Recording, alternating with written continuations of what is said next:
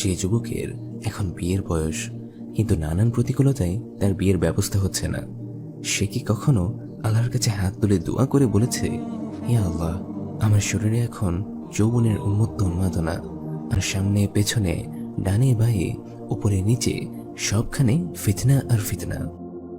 ফিতনার এই মায়াজাল ভেদ করে নিজের চরিত্রকে শুদ্ধ রাখা আমার জন্য কঠিন হয়ে পড়ছে, দুঃসাধ্য হয়ে উঠেছে।